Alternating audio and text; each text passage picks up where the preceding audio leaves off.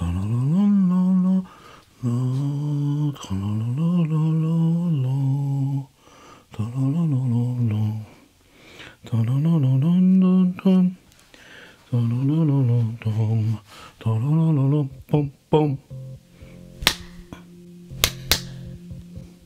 parti. Mercredi, tiers livre, c'est le jour des carnets. J'aime bien avoir des petits repères fixes. Par exemple, sur les habitudes de langage. Il y en a une, je crois qu'il y a encore une qui est venue plutôt du monde anglophone. Bla bla bla. C'est pas comme et caetera, comme nous on dit en latin. Ou alors on avait et patati et patata, des choses comme ça. C'est pas ce qui manquait forcément chez nous. Dans le sud, à Montpellier, ils disent et patin couffin. Et patin couffin, et patati et patata, et maintenant, et bla bla bla. Or, ouais, c'est du blabla. Ouais, c'est du blablabla. C'est quand même péjoratif, non? Et c'est quand même un truc, vous entendez beaucoup ça. Alors j'ai commencé à parler blablabla. Alors je lui ai dit que. Et il me raconte que blablabla, ça veut dire le langage s'adapte à la fonction pour laquelle. C'est-à-dire que le langage s'adapte à la fonction pour laquelle on avait prévu qu'il s'adapte. Ni plus, ni moins. On avait quoi aussi comme expression? Chante ma caille, qu'on disait dans le Pouétéou. Chante ma caille, bah, raconte dans ce que tu veux. Il y a vos belles idées, et puis il y a l'emploi à changer pour autant. Et blablabla. Il me disait ci, il me disait ça, blablabla. Blablabla. Qu'est-ce qu'on fait là, nous? Qu'est-ce qu'on fait là, nous, ici, là? On fait blablabla, blablabla, blablabla, blablabla. C'est juste un point sur le langage du temps. On passe au suivant. Alors, le suivant, ce serait juste sur ma petite vie. Alors, toi, tu me sers pas à grand-chose si je te mets là. Il faudrait plutôt que je te mette en opposition. C'est-à-dire que tu vois qu'un appareil voit l'autre photographier. Ça peut servir à quelque chose. Je peux le mettre haut. Ma perche. J'aime bien cette perche à cause de ça. Le problème, c'est que du coup, il ne s'agit pas que je me prenne les pieds dedans parce que ça pète tout. Ça sert à grand chose. Non, non. Ouais, alors c'est dans ma petite vie, ça remonte au mois de mai, juin dernier. Vous savez, tous les ans, en France, il y a une semaine de la francophonie. J'ai rien contre. Il y a plein de francophonie. Il y a beaucoup plus de gens qui parlent français hors de la France que dans la France. Ça fait partie de notre paysage maintenant. Et ben, nous, ça nous donnait l'occasion d'être invités dans des endroits où, sinon, ils n'ont pas les sous pour le faire. Et là, l'an dernier, je suis allé au Portugal, comme ça. C'était vraiment super chouette. Porto, Coimbra, des beaux échanges, des belles personnes. Puis qu'est-ce que c'est beau, les villes, là-bas. Et quelques jours après, je reçois une invitation pour aller en Jordanie. Non seulement à Amman, mais dans 2 autres universités, et puis la possibilité même de rester 2-3 jours pour aller voir des sites. Moi, j'étais hyper content. Et c'est des sites qu'on porte déjà chacun dans nos rêves. Tout d'un coup, c'est dire, vous allez rejoindre à l'intérieur de vous telle porte mystérieuse des rêves. Et surtout, c'était faire des ateliers d'écriture. Alors moi, j'adore travailler avec des étudiants dont le français n'est pas la langue maternelle. Mais surtout, quelle conception de l'espace, quelle conception aussi de se dire soi-même, de penser le monde, ça va. Waouh, je m'en régalais de ce truc. Puis là, j'avais plus de nouvelles, plus de nouvelles, plus de nouvelles. Et je reçois un mail. Là, c'était bizarre. Il dit, je n'ai plus de vos nouvelles. Je dis, attends, ça aurait été plutôt à moi d'attendre des nouvelles. Et là, on dit, oui, mais c'est que le projet n'a pas été retenu. Et donne le nom d'un auteur, par ailleurs universitaire, qui va faire des conférences sur Rimbaud et le monde arabe. Forcément, c'est plus adapté que dire « Allez les jeunes, on va explorer la langue française ensemble et on va fabriquer des histoires. » Il va leur raconter comment Rimbaud rachetait des fusils réformé de l'armée française qui marchait plus trop, puis qu'il allait vendre ça à des tribus au fond des chemins avec des cartouches et des balles pour s'entretuer les uns les autres et faire marcher le commerce encore mieux. Ah, c'était une petite déception. À la place, on va retourner faire des ateliers d'écriture avec Samuel Archibald et Naomi Fontaine, là-bas dans la neige, au-dessus de Québec. C'est bizarre, hein, comme l'un remplace l'autre. Après, c'est pareil, un voyage, on n'a pas besoin d'attendre qu'on vous le propose pour le faire. J'ai bien envie de retourner dans tous ces coins-là, là-bas. Il y a tellement de lieux, en plus, dans ces lieux d'origine de l'écriture, qui sont désormais interdits de voyage. Ça fait mal quand même, non? J'essaye des trucs. Je suis pas du tout sûr des trucs que j'essaye. Par exemple, l'idée de parler face caméra, mais à 2 caméras. C'était quoi la suite?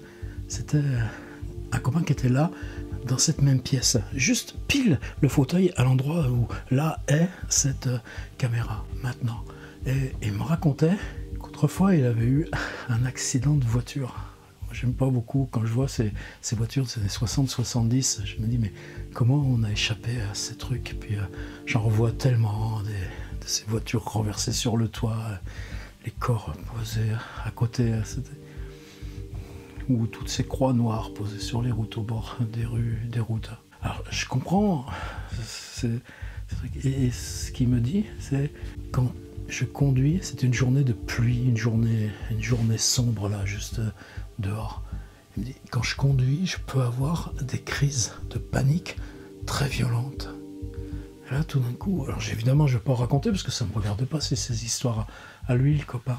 Mais depuis, ça me hante, ça me tarabuste.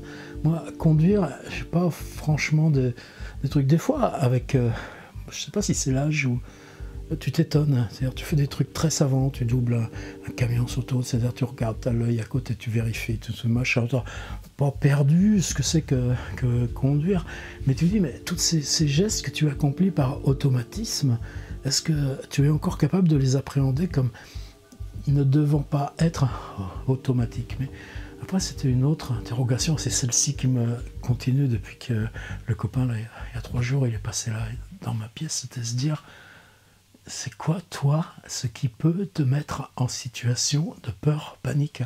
C'est quoi, toi, dans tes angoisses? Les angoisses, elles sont là, tout le temps. Par exemple, tu aimes la littérature parce qu'elle te place dans ces situations d'angoisse. Elle te place, mais pour de faux, pour pas de vrai. Tu aimes venir faire jouer l'angoisse, mais en même temps, il ne faut pas trop non plus. C'est-à-dire si c'est une angoisse qui devient violente ou qui t'amène dans la littérature fantastique au bord d'où tu trembles. Et combien il y a de ces lectures d'adolescence, ou plus tard, prenez cette espèce de huis clos dans Sanctuaire de Faulkner. Est-ce que j'aurais envie de relire Sanctuaire avec cette idée de huis clos extrêmement angoissant? Non. On s'en protège, finalement. Mais en même temps, c'est une attraction-répulsion. C'est-à-dire que depuis 3 jours, cette idée de dire que cet univers d'angoisse qui font que, par exemple, là, depuis quasiment 20 jours, 21 jours, je ne suis pas sorti des murs ici. À quel moment cet enfermement, en te coupant du réel, fait que les angoisses viennent coller à la paroi même des murs? Et c'est pas des murs durs, tu pourrais te cogner le crâne, c'est des livres, des choses comme ça. Donc quand on se cogne le crâne contre des murs, ici, on se cogne le crâne contre des angoisses qui sont des livres, et c'est pas une destruction physique du tout, mais il y a cette idée-là. À quel endroit, toutes ces angoisses que chacun porte en soi-même, lui, il me disait, ça se transforme en conduisant sous la pluie, parfois en peur, panique. Et toi, tu te dis, à quel moment cette bulle d'angoisse, qui est celle que tu convoques même volontairement, parce que c'est là où tu travailles, elle peut devenir angoisse, panique? Ben c'est tout. C'était juste dire ça. Point suivant. Je vais leur déménager le petit truc à regarder. Comme ça, ils vont regarder tous les deux dans la même direction. Et là, c'est lui maintenant qui me regarde parler à lui. Peut-être ceux qui sont attentifs à ma chaîne savent qu'il m'est arrivé un drôle de truc. J'avais comme d'habitude, depuis 15 jours, des services de presse accumulés là dans le carton. Alors avec des belles choses, des choses importantes, et puis aussi des choses qui m'ont moins emballé. Mais surtout, j'avais l'impression, ce qui n'est pas le cas là lors des carnets. Pourquoi j'aime faire ces carnets? C'est que justement, il se passe autre chose. C'est-à-dire, il y a besoin du déraper, il y a besoin du tomber, il y a besoin de cette part de vertige. Sinon, à quoi ça servirait de faire ci, de faire ça? Eh bien, ça a duré pas loin de 50 minutes, mon enregistrement. Et j'avais l'impression que je faisais toujours des gestes que j'avais déjà accomplis. Ouvrir les enveloppes avec mes gros ciseaux, balancer les trucs par terre. Et puis même, cette surprise, qu'est-ce que j'ai là? C'est-à-dire, quelquefois, c'est hyper gratifiant. C'est-à-dire, vous ouvrez quelque chose et waouh, et ça vous emmène dans des zones inouïes de langue que vous n'aviez pas du tout, évidemment, prévu de trouver. Et ça se passait pas, ça embrayait pas. Alors là, je me suis dit, non, ça veut dire que tu as fait ce truc-là pendant un peu plus de 2 ans et demi, il faut que tu passes à autre chose. Alors, c'est quoi l'autre chose? Ça veut dire que j'appelle ça les jeudis livres. J'ai des tas de livres. Du coup, j'ai pas encore des livres qui, pour moi, ont vachement compté. Celui-ci, par exemple, vachement compté l'an dernier. Je crois que c'est un des livres principaux de tout l'an dernier. Et se dire, non, tu prends ton temps. Tu fais ça 1 fois par semaine, mais tu le fais bien. C'est-à-dire, c'est pas sortir le truc de l'enveloppe, te balader, dire, ah, ça me fait penser à ci, ça me fait penser à ça. Voilà. Donc, j'ai dit, arrête, partons. Le tout premier que j'avais sorti, il y en avait 4 dans le paquet. Et je ne vais pas les plonger parce qu'ils sont derrière la caméra. C'est l'ENSIB, l'école des bibliothèques à Lyon, qui a fait ça, et c'est Franck Quérault qui a dirigé l'ouvrage. Alors, les bibliothèques, est-ce que ça me concerne ou pas? Pas tellement, parce que je ne fais pas tellement. Et puis eux, ils font de la BD, ils font du polar, ils font des trucs comme ça, mais franchement, la littérature, c'est trop difficile. Ouais. Mais Franck Quérault, il s'accroche. Il dit, comment nous, bibliothécaires, on a aussi à tâche de valoriser, rendre plus visible ce qui s'invente sur le web, puis qu'il n'y ait pas la masse des choses qu'on sert à faire emprunter, qui est consensuelle. Alors, il y a plein d'articles vachement bien. Il y en a un, peut-être je peux vous le lire 1 minute. Alexandra Semer, Pierre Ménard, Philippe Diaz, vous savez, le site liminaire.fr. Alors, son titre, c'est « Comment les auteurs utilisent-ils le web pour créer ?» Alors, il y a des exemples. Par exemple, Olivier Odazava, Dreamlands Virtual Tour. Je vous mets juste le lien, mais on en a déjà parlé plein de fois. Il parle des chroniques sur Facebook d'André Markovix, de Mylène Tournier, et il parle aussi de ce qui se passe sur Twitter, sur Tumblr. Même ça, moi, Tumblr, j'aime pas forcément beaucoup.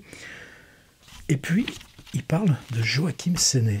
C'est juste ça, je peux lire une toute petite seconde. Joachim Séné. Il parle des résidences d'auteurs à la Marelle, à Marseille, avec Pascal Jourdanin, qui sont des... On vous invite, à condition que vous ayez un projet qui aboutisse à un livre numérique.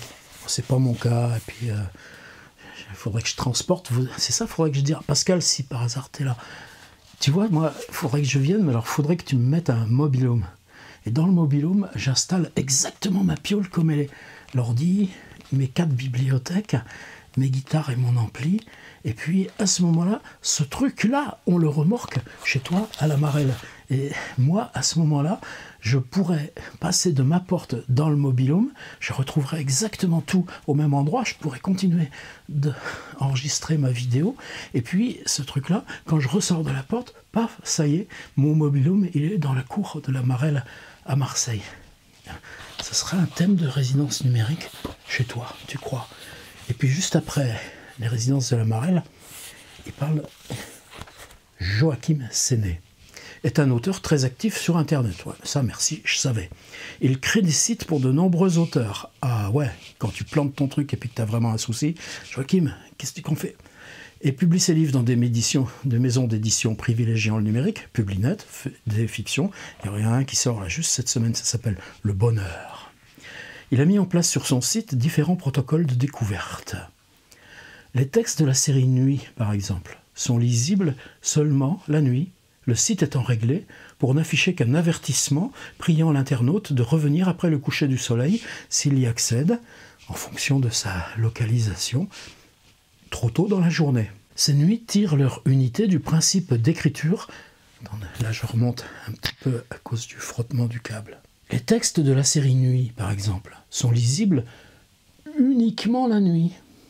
Le site étant réglé pour n'afficher qu'un avertissement priant l'internaute de revenir après le coucher du soleil s'il y accède trop tôt dans la journée, en fonction de sa localisation. Ces nuits tirent leur unité du principe d'écriture adopté au moins autant que du thème annoncé, très diversement abordé. Pour prolonger cette réflexion sur les formes de son texte, Joachim Séné a mis en place sur son site la commande d'une nuit à la demande, écrite à la main pour ceux qui souhaitent les acquérir. Joachim Séné ajoute un vernis blanc sur les textes de son site qu'il vient juste de publier. Ils deviennent lisibles au bout d'une journée. L'opacité du contenu de la page passe ainsi de transparent à normal en fonction du temps, car parfois, selon l'auteur, pour un texte à publication rapide, il faut du temps, de l'hésitation. Ainsi de suite. Il parle ensuite de Guillaume Vissac, de Daniel Bourrion. Donc juste pour vous dire que ce livre-là, il y a un autre truc dedans. Vous savez, j'en avais parlé l'an dernier, c'est un livre de Marcello Vitali Rosati et Benoît Éperon. C'est un peu sur le principe des petits que sais-je d'autres fois. Il y a un livre très court. Benoît Éperon travaille à l'ENSIB et intervient aussi dans ce livre. Ce manuel, ça s'appelle « L'édition à l'ère numérique ». Ce qui est très étrange, c'est que, est-ce que ça m'a appris des choses? Pas forcément, puisque Marcello, on discute de plein de trucs. Et c'est juste que, comme les petits que sais-je d'autrefois, vous décrivez autrement. C'est-à-dire, vous juste reprenez édition, publication, outils d'écriture, mais simplement vous les rassemblez dans une description où le numérique, aujourd'hui, est l'outil qui est dessous, ou la machine qui fait tourner tout ça. Et je pense que quand on traverse ce petit bouquin, les questions d'éditeurs, de libraires, d'imprimeurs, la question même des formes narratives, la question de bibliothèque, d'archivage, tout ça reprend une place différente. Bon, voilà, en tout cas, c'est ce qu'on peut trouver dans ce bouquin. Et il y a un texte d'Anne Savelli. Par exemple, avec un sous-titre qui s'appelle « Crayon, gomme, poubelle ». Je vais vous lire le tout début. C'est sur une histoire de cabane. Je vous mets le lien là, du site d'Anne Savelli. Une maison dans laquelle vit la famille. Une cabane, sans téléphone ni boîte aux lettres, où il est interdit de vous déranger. Entre les deux, un chemin disparaît sous de hautes herbes que personne ne coupe, qui vous dissimulent, tandis que vous passez de l'une à l'autre. Au fond de la cabane, dans 10 mètres carrés, un fauteuil, une planche de bois qui tient en équilibre sur les accoudoirs pour vous servir de table, du papier, des crayons, une gomme, des livres et une lampe, de quoi faire du café, et une couverture pour les jambes. Oui, sans doute, mais pas plus. Personne pour vous rappeler à l'ordre. Vous tirez par la manche, une fois les herbes franchies. Dans la cabane, il n'y a de règle que la vôtre. La vie d'écrivain, écrivaine n'existait pas. Voilà comment, dans l'enfance, je me l'imaginais, calquée sur celle de Roald Dahl, dans une préface. La vie d'écrivain, le mot écrivaine n'existait pas. Voilà comment, dans mon enfance, je me l'imaginais, calqué sur celle de Roald Dahl, dont une préface de livre m'avait appris qu'il possédait une seconde maison minuscule face à la principale où il s'enfermait pour écrire. 30 ans de calme et de silence, tandis que ses romans parcouraient le monde, traduits dans toutes les langues. L'argent tombait grâce à la vente des livres. La famille acceptait d'oublier que le parent ou le conjoint n'était pas au travail dans un bureau en ville, mais au fond du jardin. Par la fenêtre, la sauvagerie végétale, le vent, le ciel servait de repère, tandis que sur la planche venaient des phrases au crayon à papier, bien taillés, les crayons, et rangés dans un pot, mais rien de définitif ni d'intimidant. Du jeu, du temps, s'autoriser à inventer, à rire seul dans sa boîte, recommencer chaque jour, se créer des rituels. Cette cabane, Google m'apprend aujourd'hui qu'elle se nomme la Gypsy House et qu'elle est devenue une pièce de musée. L'onglet vidéo m'envoie la visiter tandis que le service image me trahit dans son fauteuil et malgré une fidélité à mes rêves visuellement étonnante, une photo montre Roald Dahl tenant en main un combiné de téléphone. Sacrilège. Sacrilège, qui sait? Ces herbes protectrices, ces zigzags d'une maison à l'autre, je les ai peut-être inventés, bien que je sois sûr du contraire. Et qui dira si ce retrait, cet Oloé coupé du monde, Oloé, ça veut dire ou lire ou écrire. C'est un acronyme qu'a inventé Anne Savelli. Cet Oloé coupé du monde sont à l'opposé de ma position d'écrivaine connectée depuis 20 ans, ou au contraire, la préfigurait. Ça, c'est le début de l'intervention d'Anne Savelli. Moi, j'ai un autre traitement, parce que j'étais un peu réticent à m'embarquer là-dedans. Et Franck m'a proposé simplement un entretien par mail. C'est un entretien qu'on a fait il y a 18 mois. Alors 18 mois, enfin, c'était l'été 2018. Et à l'échelle de l'Internet, c'est long, quoi. Mais ça va, je l'assume et je l'en remercie. Il y avait juste cette sensation un peu bizarre que par rapport à ce que je fais maintenant, avec toute la Franck Quero, je pense que ça fait plus de 10 ans, et c'est devenu un ami, c'est un solide, c'est un gars qui écrit aussi, de toute façon, qui blogue. Et dans cette pression amicale de Franck, il y a toujours le truc de dire que l'auteur travaille pour les autres, dont la bibliothèque. Il travaille pour publier, et que cette publication est à l'épreuve du collectif, ou du public, par une sorte de tautologie. Alors que j'ai l'impression que ce que j'aurais franchi intérieurement, c'est justement l'oubli de tout ça. Oui, c'est connecté, oui, je peux travailler avec du très loin, et en même temps, cette bulle-là, en quoi elle est numérique, sinon que, précisément, elle me renvoie à des choses encore plus basiques. Sur la parole. Par exemple, qu'est-ce qui me travaille en ce moment? On y reviendra dans d'autres carnets.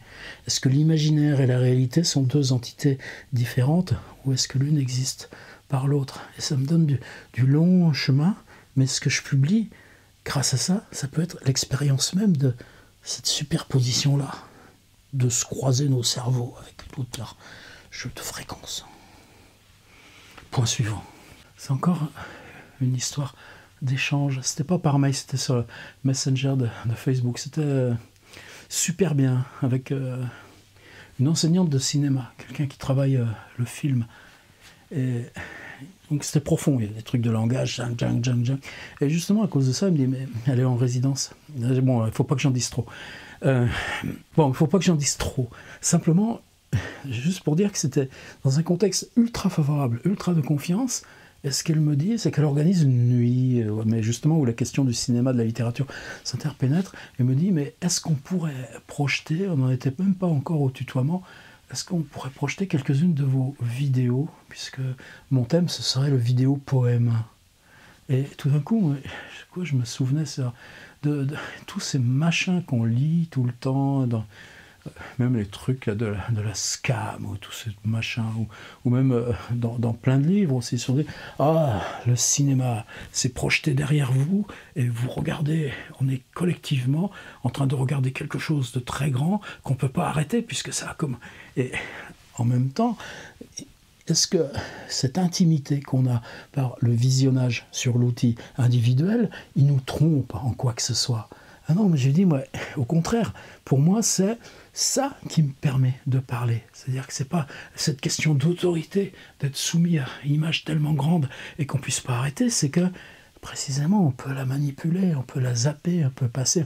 C'est pour ça que j'ai mis mon petit index, on peut cliquer d'un truc à l'autre, et on enregistre avec des outils qui sont faits pour ces tout petits formats. Même s'ils sont en 4K, et même si j'essaye que le son et tout ça, ce soit correct, mais on passe par des trucs de compression, mais cette compression, c'est ce qui permet de l'emmener avec soi, c'est ce qui permet de faire marcher le truc, et puis le laisser défiler, et puis écouter juste l'histoire. Donc je lui dis, tu sais, ça me gêne que ces trucs soient projetés comme s'ils devenaient une preuve, et non pas une question. Bon, on en est resté là. Je dis, bon, de toute façon, tu fais ce que tu veux, c'est sur YouTube. Mais tout d'un coup, l'idée que ces types qui disent que le cinéma, il faut que ça se regarde sur écran, et que la consultation individuelle sur l'outil numérique, ça trompe la narration. Ben, je crois qu'on est passé à autre chose. C'est-à-dire, c'est ça justement qui nous donne notre espace narratif. Puis, si vous lisez Marcel Proust, là c'est Antonin Artaud, le Pesner, c'est pas Proust. Mais est-ce qu'on n'a pas le droit aussi d'arrêter les pages, de refermer? Est-ce que Artaud, il vient de derrière vous, et pour un livre qui se défilerait comme ça? Non, c'est tout simplement, nos vidéos, elles ont rejoint le feuilletage du livre, l'individuation du livre, un truc qu'on ferme, qu'on emmène, qu'on réouvre. Voilà, donc finalement, je lui dis, je n'ai pas envie que ce soit projeté. Il faudra peut-être y revenir avec le rétable des merveilles de Cervantes. J'avais encore 2 points, mais vous les feuilletez comme vous voulez, tranquillement. Un de ces points, c'était justement une vidéo vue comme ça, quand vous vous baladez, vous zonez, ces algorithmes. Par exemple, ces algorithmes de YouTube, ils sont très bizarres parce qu'ils prennent plus tellement en compte les mots-clés, mais ils prennent beaucoup en compte le titre et l'ordre des mots dans le titre. Et ça m'avait... Alors il y a tous ces trucs contextuels qui s'affichent à droite, qui vous incitent à cliquer. Il faut apprendre à s'en servir, il faut apprendre à provoquer ce genre d'appel aussi, que ce soit un contexte qui soit en affinité avec le vôtre. Et bien dans cette vidéo, c'était un type qui avait fait des prouesses en escalade, des escalades très rapides, des trucs où avec juste le bout des doigts, il surprend le machin, il grimpe des bois. Moi, ces trucs, jamais je ferais ce genre de choses. De toute façon, personne ne me le demande. Mais ce gars, il vivait dans une petite cabane. Enfin, cabane, c'est pas cabane, on dirait chalet, mais là-bas, ils disent cabin. Et son truc, c'était dans le Colorado, dans un des endroits où justement il accomplit ces espèces de prouesses à main nue. Et son truc ici, moi j'ai des livres. Et ben lui, sur les murs, il y avait des toutes petites prises de presque rien, c'est-à-dire qu'il pouvait vivre en escaladant ces murs, comme Grégor Samsa dans La Métamorphose de Franz Kafka. Alors il y avait des trucs pour se suspendre au plafond, des trucs qui lui permettaient lui de vivre. Et pas plus que ça, sauf que ça me posait vraiment question. C'est-à-dire le rôle de nos livres qui montent jusqu'au bout du plafond. Je vais pas faire le coup de m'y accrocher et de vivre comme ça, mais quand j'ai vu cette maison du grimpeur, où ce chalet du grimpeur, où toutes les parois étaient faites pour se suspendre, c'est-à-dire qu'on passe son temps dans sa maison à l'escalader dans tous les sens. Il y avait une espèce d'allégorie de ces petites cabanes, comme la cabane de Roald Dahl dont parlait Anne Savelli, où finalement notre écriture, elle se fait là tout au long des murs, parce que justement il y a des livres sur les murs. Et puis nos écrans. Ça recouperait un tout petit peu ce qui sera là pour moi aujourd'hui le dernier point. Toi tu vas t'arrêter parce que tu n'as plus de batterie. Je t'arrête.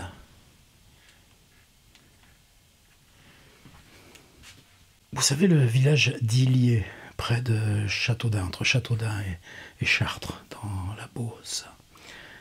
Ce tout petit village, dans ce village, la maison où Proust, enfant, visitait sa tante Léonie. Dans La Recherche du temps perdu, Combray, c'est plus compliqué. C'est fait de 2 ou 3 maisons de vacances, d'autres grands-parents, d'autres oncles, d'autres lieux. C'est une concaténation de maisons qui fabrique la maison d'Illiers-Combray.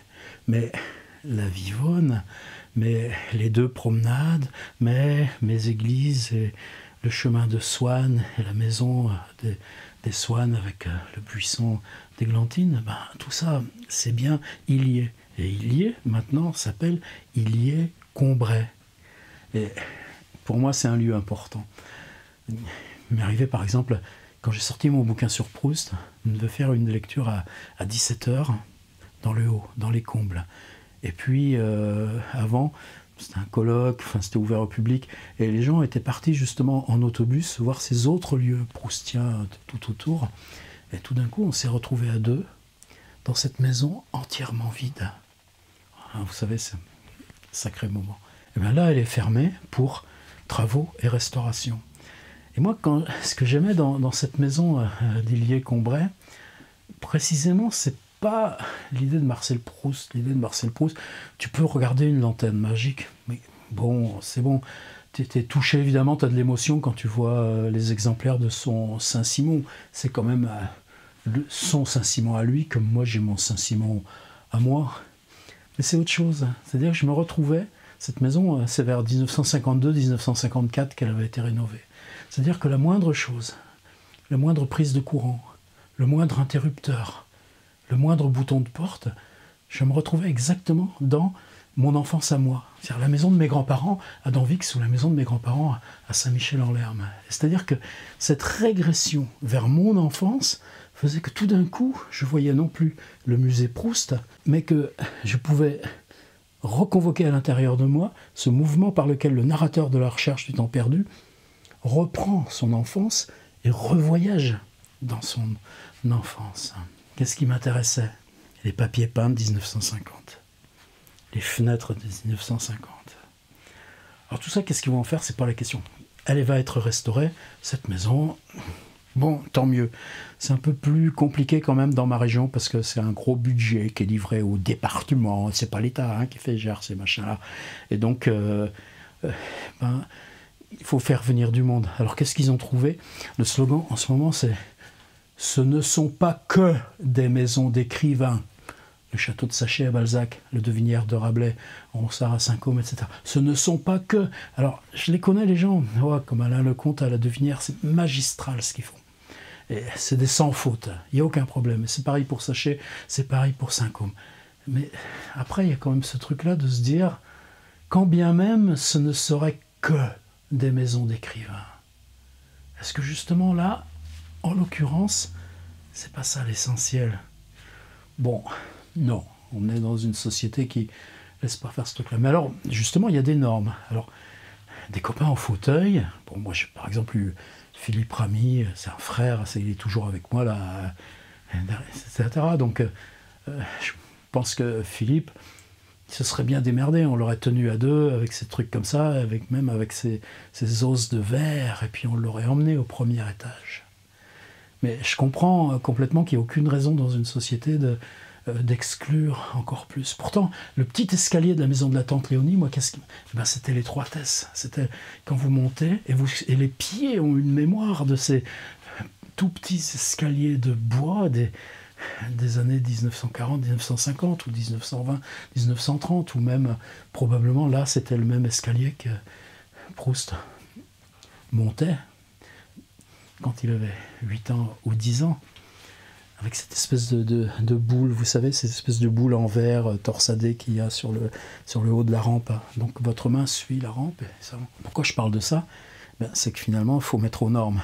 Donc, on va mettre aux normes électriques.